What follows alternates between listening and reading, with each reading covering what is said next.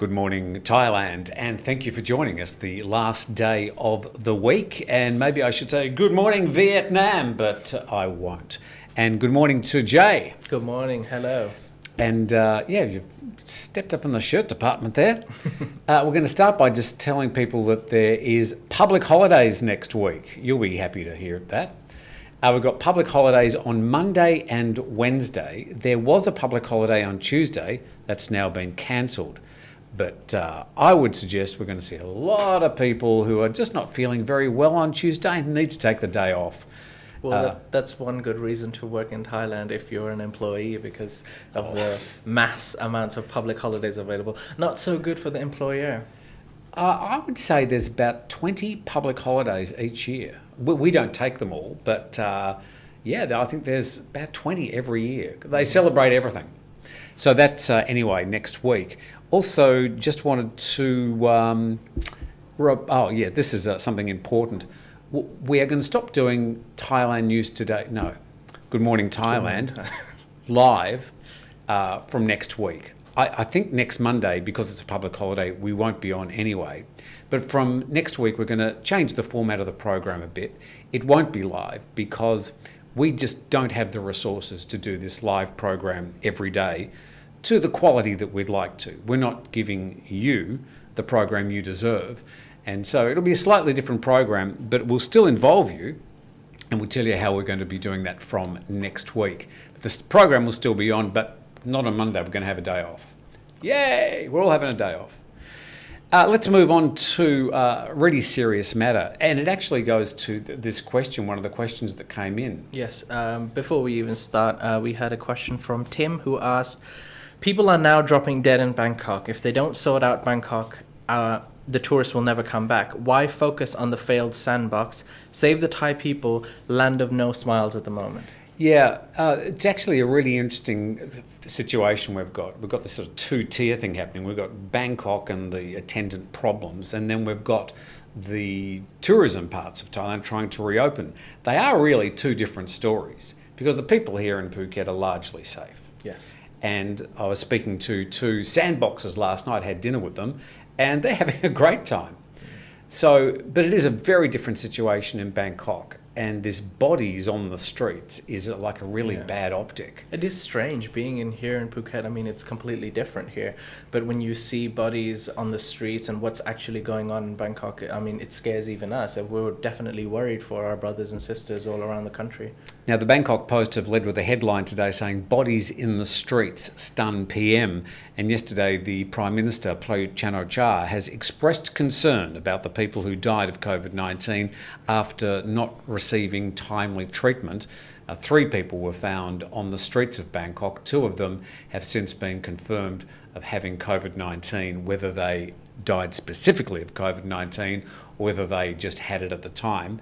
That's not particularly irrelevant to those people who are sadly now dead. But it's a really bad optic. And we kept on saying last year, look, it's not that bad. There aren't bodies on the streets and the hospitals aren't overcrowded. Well, now we're seeing these really bad photos of the bodies on the streets. So that's sort of a psychological turning point for the narrative. Yeah. I hate to see us reaching this point, and it's sad to see that we've come to the point where we are seeing dead bodies, but the Prime Minister has now addressed it, and I think it's very important now how he decides to address the situation and what he does next. Well, I think don't mention the L word and the additional restrictions are just going to be probably pretty much a full lockdown is facing people in what we call these dark red zones. Now, this is something I think we also need to address, is that one of the airlines has actually become quite smart. Yes. Because you know that if you're in a dark red zone, you can't fly out. Yes. So the airlines, of course, aren't flying into these red zones because they can't fly out again. So what Nok Air have done, they've been a bit half smart. And they've now set up a base at the Utapao airport, which usually services Pattaya. Yeah, it's right next to Pattaya. But it's not in the dark red zone of Chon Buri. It's in the red zone next door, Rayong. Yeah. So this is half smart because they can fly in and out of Utapao at the moment. And they've got flights to Udon Thani, Ubon Ratchathani, Chiang Rai, Nakhon Si Thammarat and Phuket. So if you want to go to Bangkok at the moment, or if you need to, if you absolutely have to travel, that's the way for you. Yeah, you could fly from Phuket, for example, or from Chiang Mai to Utapao, and then get a 2-hour taxi ride into the capital. So yeah, half smart. Well done to Nok Air for coming up with that. Also, just wanted to report on the interview we did with Friso and Greg on Monday. Yep. Friso and Greg from Bangkok Community Help Foundation, and they spoke about the plight of the people in the workers' camps. Some 545 workers' camps. That surprised me. Yep. 80,000 people. And I got reported yesterday that they've raised, from that interview, some 365,000 baht, and Friso said could be more, and there may be some more coming in. So I'm unable to go out and hand out food bags to people as much as I would like to spend time doing that, but at least we could be of some help, and that money will go a long way to providing help to people who really need it at the moment. A big thank you goes out to all our viewers and our Thaiger family that have helped raise this funds. I mean, this is going to help a lot of people. So good job, everyone. And we've got more coming up, more information about some of these community projects. Now, the other day, I didn't mention this yesterday, but interestingly, I was sitting at Central Phuket having dinner, and a gentleman just randomly came up to me and he gave me this 1,000 baht note. Yes, he did. And said, "I love the Thaiger," and just walked off. And I didn't know what to say. And I turned around and said, well, "Can I buy you a drink?" And he just disappeared. He just walked off. He was a young European gentleman. That's about all I could say. Had a face mask on. Couldn't really say much more about him. But just gave me this 1,000 baht note, which I will hand over and pass over to the Bangkok Community Health Foundation. But thank you to that young man. It was a surprise. Nobody's ever given me money like that before. Are you sure, Tim? No, in the early days, I used to have to stand on the side of the street. You do what you gotta do. So this is Good Morning Thailand. We thank you for joining us, and we're going to be back with more right after this break.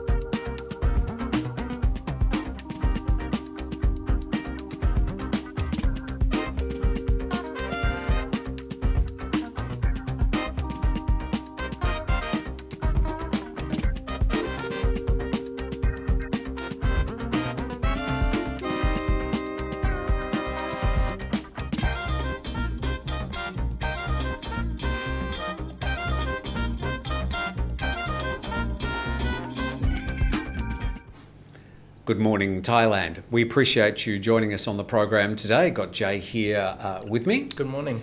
And I apologise for my red eyes. This time of the year I do suffer from red eye, sort of itchy eye. It's just a wet season allergy thing that I have to cope with. So apologise for the optic there. We'll have more shots of Jay because he's far more attractive. I didn't mention the COVID numbers. I should. Unfortunately, they've gone up again. 14,575 new infections announced over the past 24 hours and 114 COVID-related deaths. 1,072 of the cases announced in the past 24 hours are from Thai prisons. Sad situation seeing that graph sadly trending up. Upwards, yeah. Now, one of the popular areas in Thailand, a lot of expats, a lot of our viewers live in Pattaya, which is in the Chon Buri province. They've got some more restrictions. They do. Chon Buri has implemented new restrictions. Yesterday's restrictions close all tourist attractions, shows, several work camps, the zoo, popular tourist areas, indoor and outdoor, as well as beaches. The only people who are actually allowed on the beach are fishermen. No activities as water sports, tanning, no one's allowed there anymore. Do you think there's going to be a lot of people taking up fishing? Possibly. I'm just fishing, really.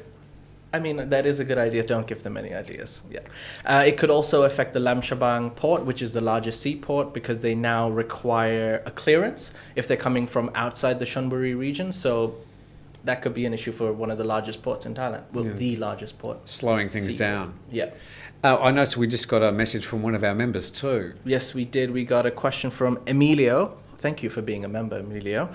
Tim, I think the situation is far worse in Bangkok than what is reported. I agree with you, Emilio. Well, clearly the numbers show that the situation isn't good, but it's difficult to say that it's far worse than is being reported. We're reporting as accurately as we can. Now, we could say that the government didn't take those photos of the dead bodies. It was reported by the media, captured by people on social media. But I think because of social media, the situation that we're getting reported is fairly accurate. Yeah. Because people have got these things and they will capture what's going on and they'll post it and then we'll report it. So the situation is bad, but it's not as if it's like super critically bad. Yeah, I understand you, Emilio. The feeling is mutual. However, I think we should try to focus on the numbers that they have provided and focus on the facts as much as possible. Greg R has just said, hi Greg, you're a member as well. He headed to the store now to buy a fishing pole.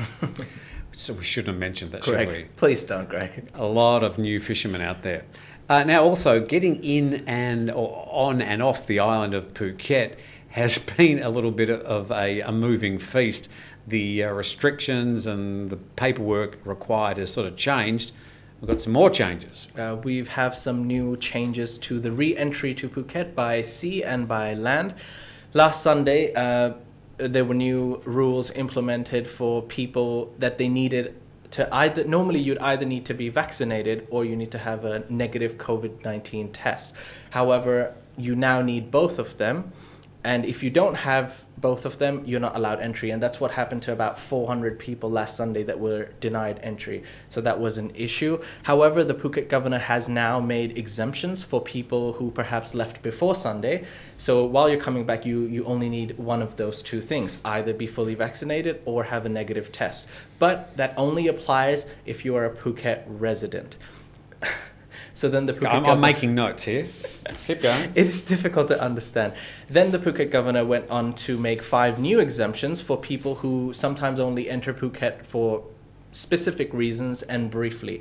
People who are deliverymen, ambulances, people going to the Phuket International Airport, students coming for higher education, and lastly, people coming to receive their second vaccine. Now, if you're lost or confused, you're not the only one. God. Well, that's all we've got time for on the program today. Thank you for joining us. Ardash has the question, what target has the Thai government set to vaccinate at least 70% of the population? I think the way the vaccine rollout is going, with some 11 or 12% of the population now vaccinated, it's going to be at the end of the year.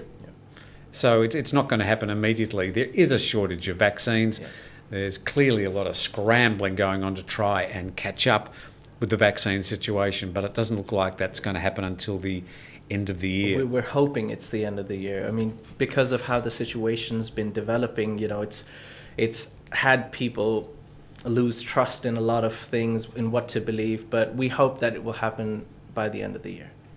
So we're going to have a quick break, coming back with the second part of our interview with Helen Petousis Harris, who is an Associate Professor of Vaccinology at the University of Auckland. We had the first part yesterday. Thank you to those people who wrote questions on Thaiger Talk. We went through those questions. Some of those we've actually addressed in the interview in one way or another, but thank you for participating in offering questions on Thaiger Talk. Anyway, after this break, we'll go straight to that interview on Good Morning Thailand. It's time to join the conversation. Thaiger Talk is our forum where you can share your thoughts and comments about all the news stories, as well as just about anything happening in Thailand.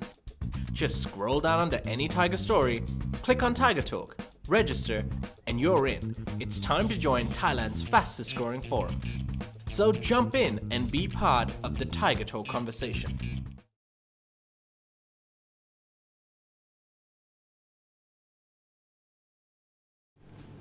And back on Good Morning Thailand with my T-shirt. I have the option of wearing this T-shirt or I have the option of wearing this T-shirt. Well, Tim, according to me, you made the wrong choice. I don't know how to get into this. I hate these plastic bags. Can you tell us about these T-shirts? I don't know much about them, Oh, okay. but I believe they are for a good purpose. They're to save the elephants. So these are the Save Elephants of Thailand. Save Elephants of Thailand. Beautiful shirt, I must say. Okay, I'll put this on during the interview, which we're about to go to. Yes, please don't put it on now. Number 2. Yes. I believe I did send it. It's on Slack. Yes, it's on Slack. We did send it to you. We're just trying to find this interview. This interview I'm deciding I should have never have done, given the flack and the amount of anti-vaxxer abuse we've had.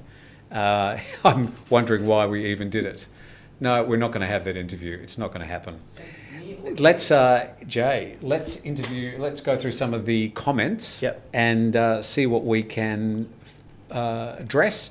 So a lot of questions and comments coming in. We do appreciate you sending those to us each day. Steve's Thailand Adventures says it's important to put the vaccination rollout in Thailand in some perspective. Australia, a first world country, he says, is also in the same boat with a slow rollout. I'm thinking the thing that's similar between Australia and Thailand was that in the past 12 months, both countries had a fairly good success to try and combat the situation, and both had a very good record, including New Zealand, which is where the professor of vaccinology comes from. So I think that's a fair comment, Steve. Thank you for that. Barry says, so let me get this straight. There's never been a dead body on the streets of Bangkok. Well, certainly nothing that we've seen, nothing that we've been able to take photos of. As I said, if there were dead bodies in the streets of Bangkok, as there have been, people will take photos of them and they'll post them.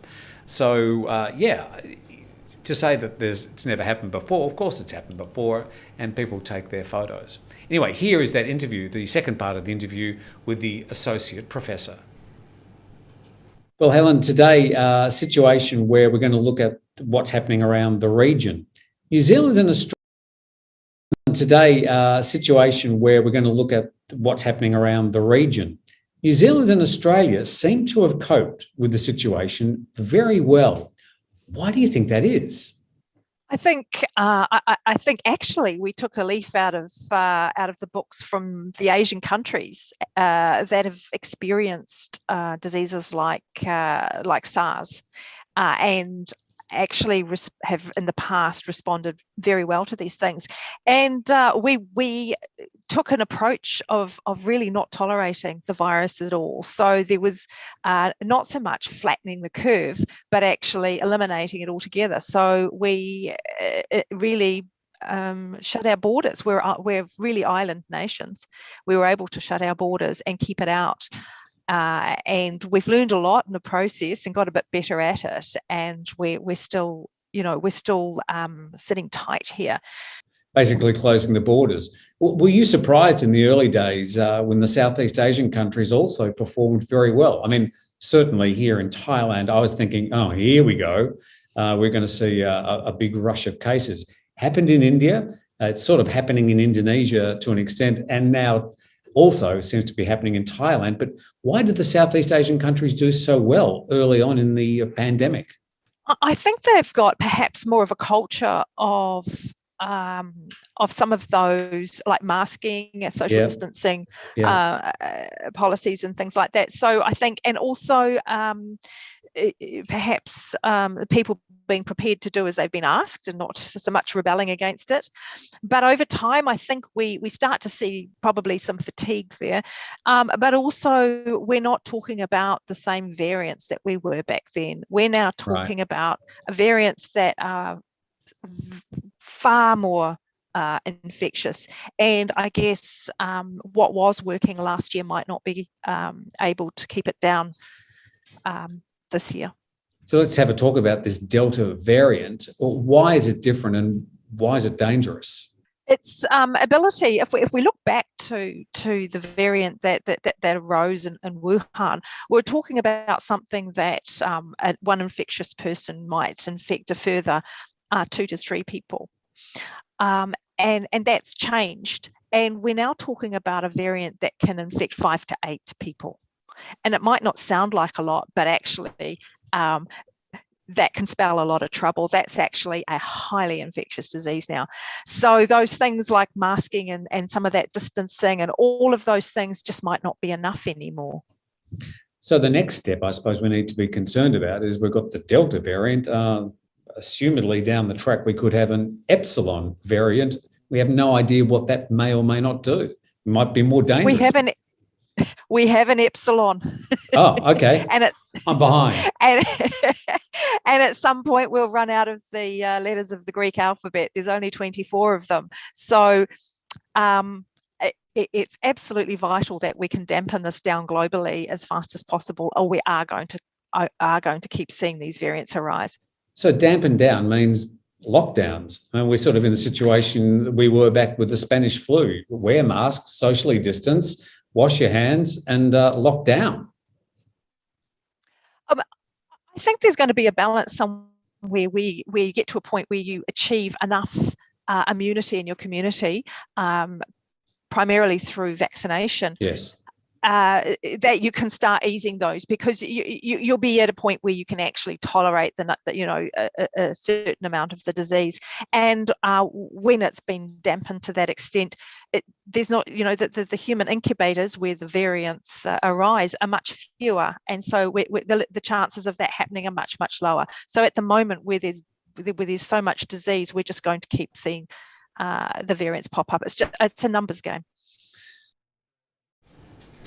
And a new shirt. There we go. Fits quite nicely. Looks great.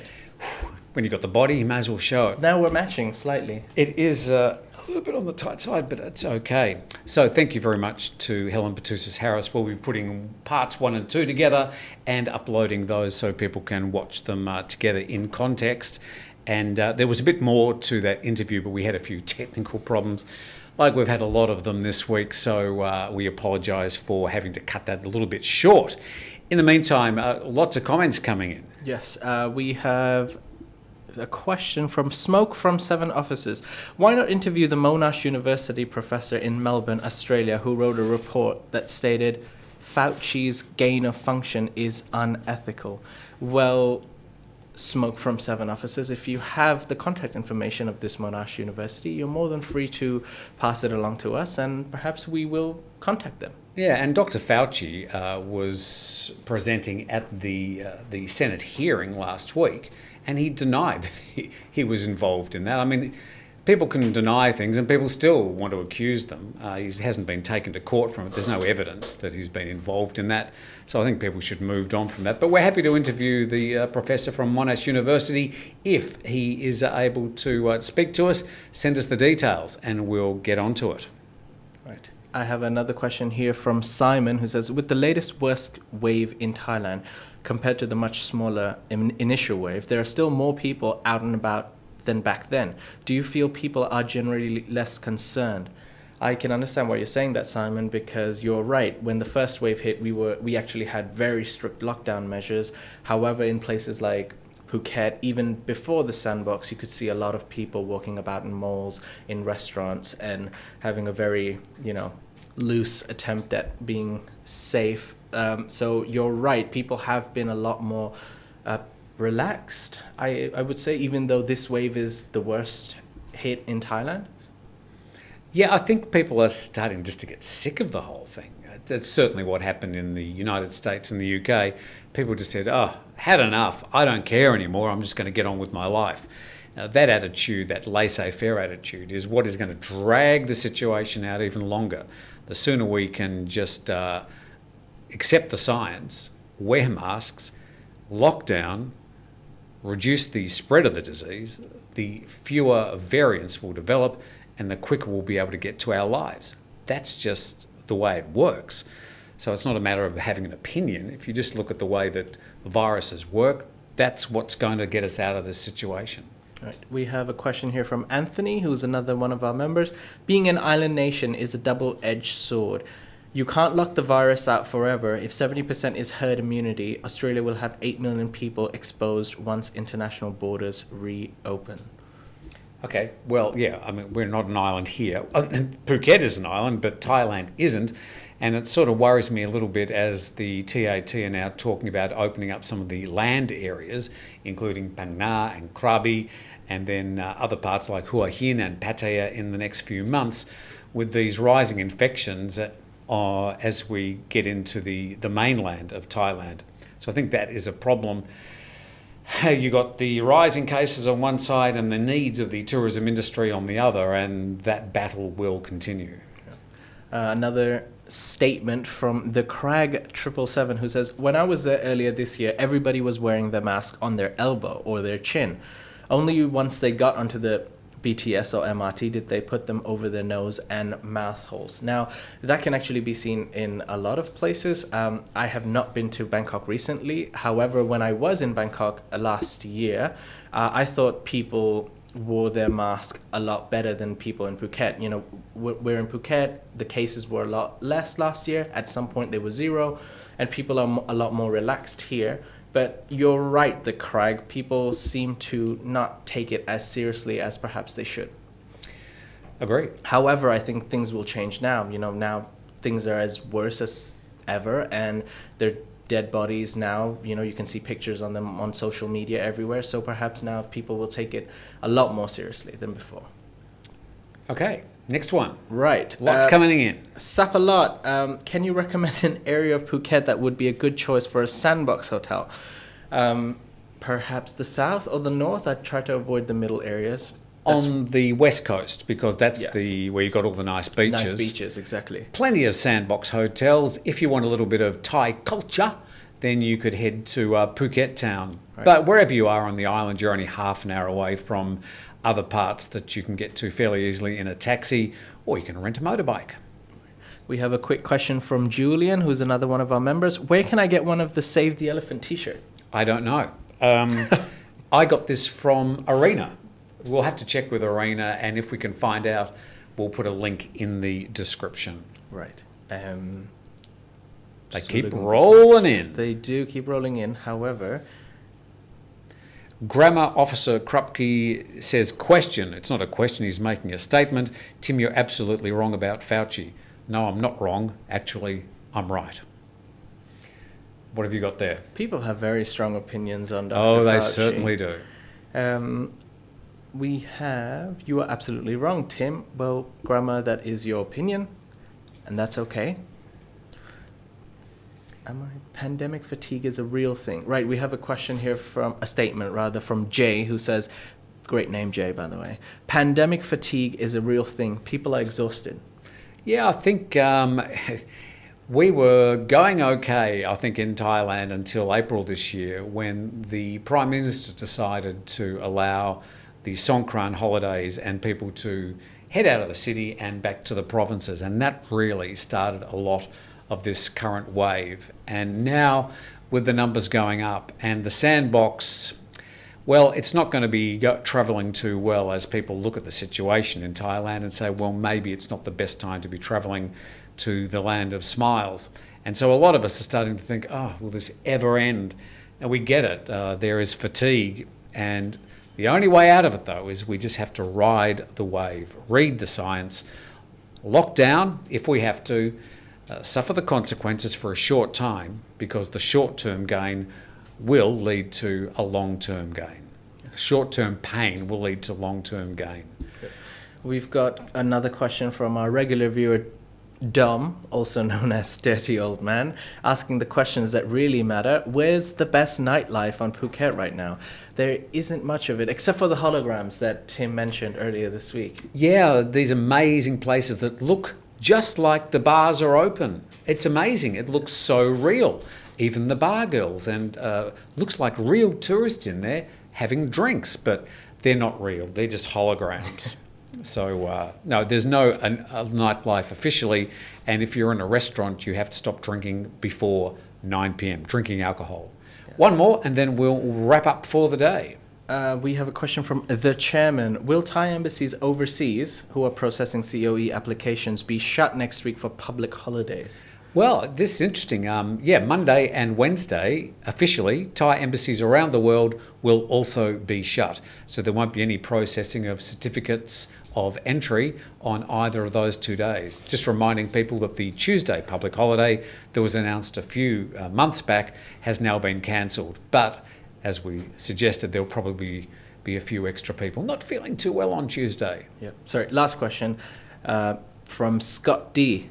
Hello, Scott D. Hope it's going good in Chicago. Do you miss being in the pre-lockdown Bangkok, Tim? Yeah, I was travelling up to Bangkok every week and then back to Phuket, where my home is, every week. It's just an hour flight and it was very cheap. Last year I was travelling regularly for about 500 baht, which is less than $20 US dollars for the flight.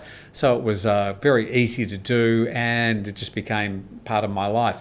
Yeah, I miss going to Bangkok, and I'm sure the people living in Bangkok are not enjoying the restrictions, but it's just the situation at the moment. As foreigners, as guests in the country, we have to go along with what the government suggests. It's not really up to us to raise a fuss about it. We'll draw it to people's attention, we'll announce the restrictions, but we're not here to protest that. That's up to the Thai people to bring that to the Thai government's attention. All right, that's it. Jay, thank you very much. Thank you, Tim.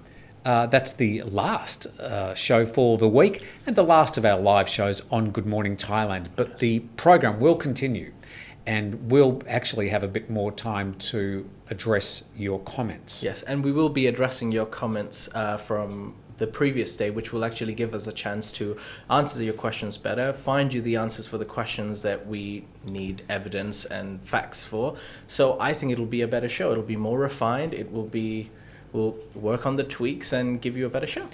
And all the little rough edges will have smoothed off. But the thing is, sitting here trying to read instantly and respond accurately to your questions sometimes is very difficult. So we don't want to mislead people. We want to be factual, we want to be honest, and we want to deliver a good show. But from all of us here at the Thaiger, from Jay, from me, from Jason pressing the buttons, we thank you for watching. Have a fantastic weekend. See you next week.